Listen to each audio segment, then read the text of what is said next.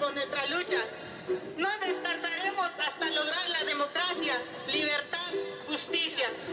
No más engaño. Que ya no pongan más en vergüenza nuestra dignidad indígena. Los vestigios de las rutas paramilitares en el Bajo Cauca antioqueño es el resultado investigativo de un proceso de participación y de recuperación de memoria llevado a cabo por la Corporación Jurídica Libertad y distintas organizaciones del Bajo Cauca en el marco del Sistema Integral de Verdad, Justicia, Reparación y Garantías de No Repetición, específicamente en el escenario de la Comisión de la Verdad y su propuesta de mandatos para el esclarecimiento del conflicto sociopolítico y armado en el país. El proceso de construcción del informe parte de entender la memoria como una estrategia metodológica y como una manera de construir conocimiento de forma colectiva. La memoria, o mejor, las memorias de quienes participaron en la recuperación de testimonios y ejercicios participativos es una herramienta política en la lucha contra la impunidad y como mecanismo para desenmascarar los marcos de criminalidad que han sometido a las comunidades del Bajo Cauca antioqueño durante décadas de conflicto sociopolítico y armado. Las distintas fases metodológicas de la investigación se soportaron en la apuesta política y ética de la Corporación Jurídica Libertad y las organizaciones en el territorio en defensa de los derechos humanos,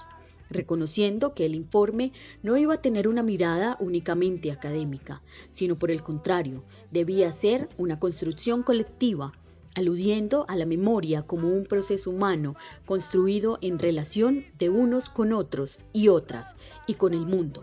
Se hizo fundamental un diálogo de saberes con las comunidades. Esta propuesta pone como eje central el relato, la oralidad y la memoria de quienes han vivido en carne propia lo ocurrido antes y durante el conflicto, en contraste con información encontrada en archivos previamente. Pusimos en interacción lo que comúnmente se llama conocimiento académico y el saber de las comunidades. Se parte del diálogo de saberes en las conversaciones individuales o colectivas con las comunidades y a partir de cada testimonio fuimos encontrando patrones, datos y cabos sueltos que no eran fáciles de rastrear solamente en fuentes secundarias. Caminar, como método elemental y a la vez complejo de conocimiento, implica sentir los olores, la temperatura, las dificultades de los caminos, los ritmos de la naturaleza y quienes la habitan. Los recorridos de reconocimiento desarrollados en el marco de la caravana humanitaria en el Bajo Cauca permitió, en cierta medida, meternos en los zapatos de los habitantes del Bajo Cauca y comprender mejor sus visiones, porque caminar implica mirar hacia dónde vamos, avisorar nuestro destino. Las comunidades no solo han vivido y sentido el dolor de la guerra, sino que también son expertos y expertas en diversos temas de análisis alrededor del conflicto. Las comunidades son expertas en reconocer su territorio, las potencialidades y los usos de la tierra, caminos y vías alternas que se crearon para otros fines que no eran los propios de los habitantes. La agricultura o minería artesanal, por ejemplo, sino para economías ilegales. Son expertas en evidenciar cuáles han sido los cambios, daños e impactos en su cultura, la forma de relacionarse los unos con los otros, su economía, su cotidianidad. A partir de las vivencias y relatos fuimos plasmando sobre un mapa las rutas que han trazado los grupos paramilitares en el Bajo Cauca y a su vez una de las principales modalidades de agresión, las masacres. La primera ruta corresponde a la incursión del paramilitarismo en la subregión y guarda relación con estructuras armadas de la génesis del paramilitarismo a nivel nacional, provenientes del Magdalena Medio en cabeza de Henry y Gonzalo Pérez, desde Córdoba y Urabá, y de los hermanos Castaño, estructuras estrechamente ligadas con la fuerza pública.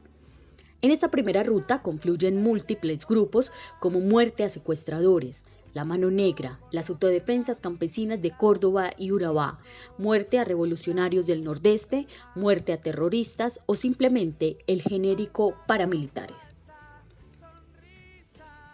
La segunda ruta está marcada por la estructura que se configuró como bloque mineros y que inició con el liderazgo de Cuco Banoy, enviado desde el Magdalena Medio a representar los intereses de los paramilitares Henry y Gonzalo Pérez, el Cártel de Medellín y algunos esmeralderos de Boyacá.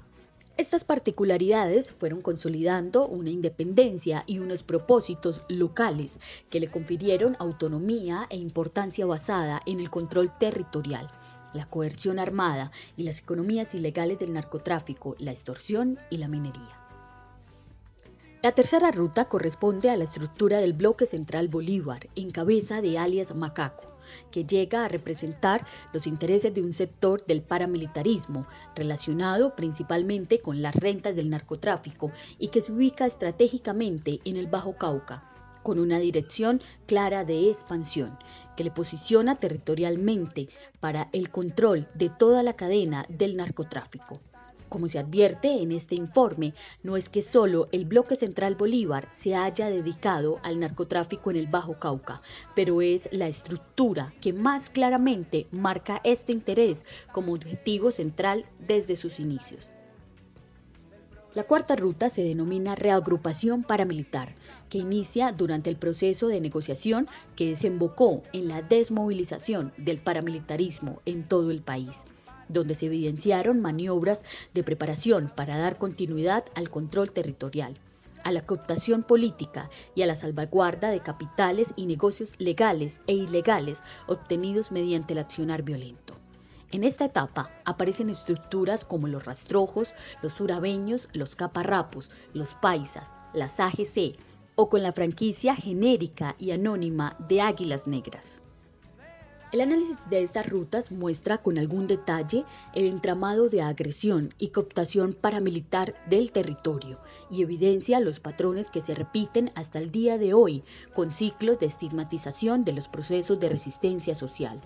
seguidos de militarización por parte de la fuerza pública y la posterior o simultánea paramilitarización, como instrumento para la implementación de la doctrina contrainsurgente,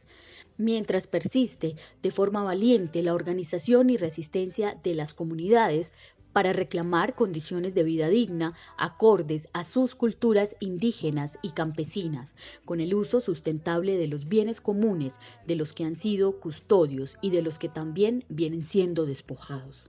Los liderazgos de campesinos y campesinas, indígenas y defensoras de derechos humanos han sido blanco desde la década de los 70 de la estigmatización de dirigentes políticos y empresariales y de la agresión por parte de la fuerza pública y los grupos paramilitares, minando con ello la pervivencia de las organizaciones campesinas y movimientos sociales a través de modalidades de agresión como masacres, asesinatos selectivos, desaparición y desplazamientos forzados, principalmente contra líderes sociales y educadores.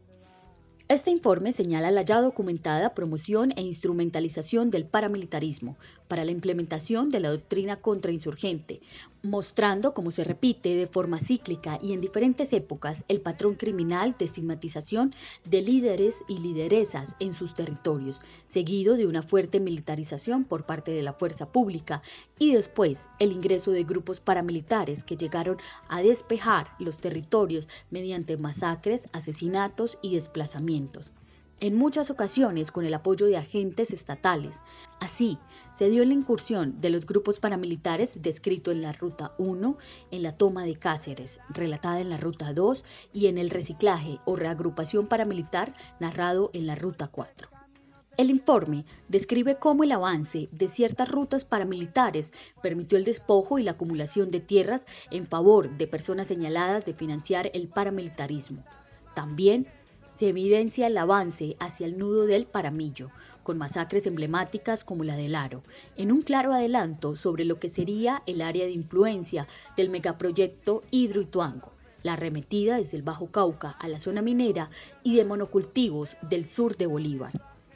Este trabajo es una forma de evidenciar los vacíos en los relatos sobre el conflicto en la subregión y sus graves consecuencias para las comunidades y los bienes comunes, los cuales aún son latentes en cada municipio y vereda del Bajo Cauca antioqueño.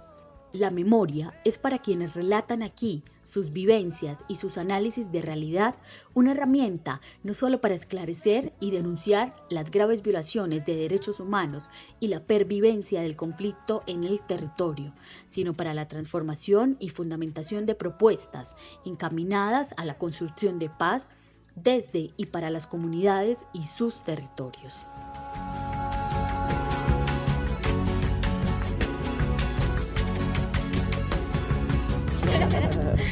Un mundo nuevo donde todos quepemos para vivir